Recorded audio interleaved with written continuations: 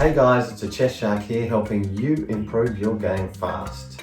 If you're new to my channel, I would love you to subscribe.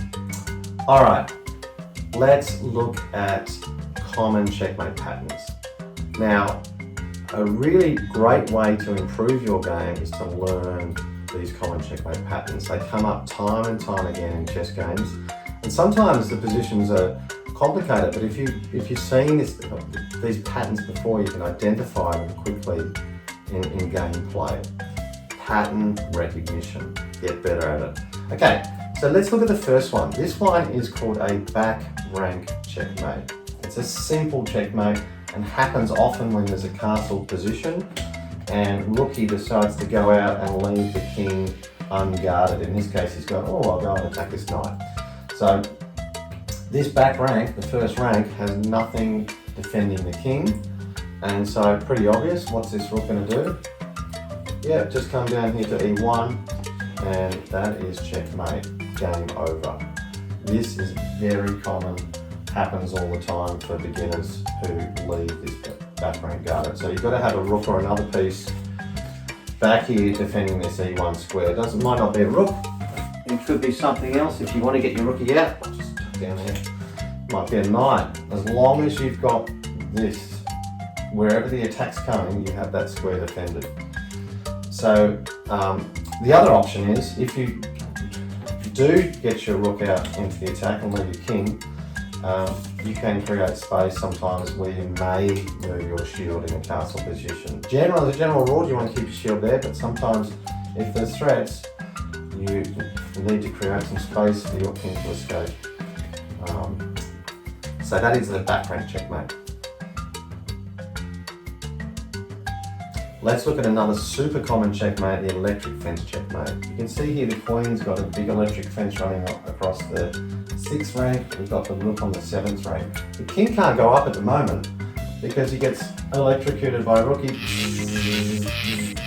Here, electrocuted here. So anywhere on these 7th rank he can't move to because he's moving into check, an illegal move. So we've got an electric fence all here already. So all we need to do is set up an electric fence on the 8th rank, okay?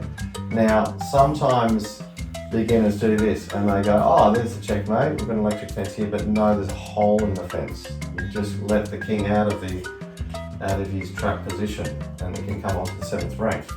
So you maintain the electric fence right in front of the king so it can't move down, and we simply move our queen up in this position to the 8th rank, and now we have an electric fence all the way across here.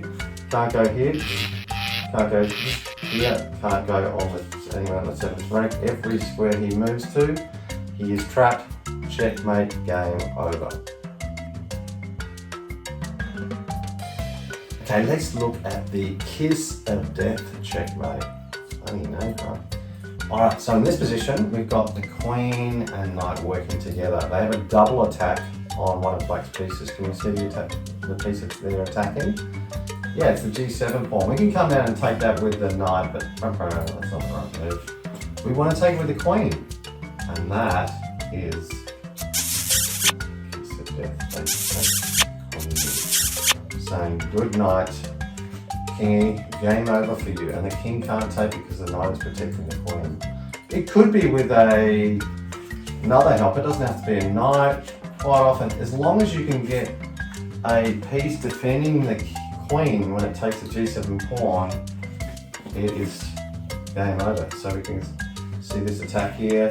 Could be a bishop lined up on that g7 pawn as well, and the queen. Okay, either as long as the queen has got a helper, bishop, pawn, knight, could be any piece. Also a common checkmate in this castle position is this weak pawn, okay? On h7, he's often under attack.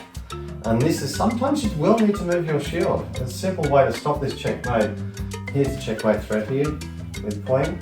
Again, but sometimes you will have to move your pawns to shield to stop checkmate threats in a castle position. Okay, so can a pawn, the weakest player in the game, checkmate the king? Yes or no? Yes, you can. Absolutely. So let's look at this position here. The king can't take this little pawn here because he's protected by the king. He can't move up because that's a check by the king. Remember, kings can't be side by side, okay, because he's moving into a check. Stinky bird, stinky bird. Okay, so there must be always a space between each king. So king can't go here, check, can't go here, check, and can't go either side because this pawn is attacking those squares next to the king. So for a beginner, they might go, well, it's checkmate. I've surrounded the king, he's trapped. Every square he goes to, he's trapped. No, okay? You must have the king in check as well as being surrounded. So what's the simple move here for checkmate?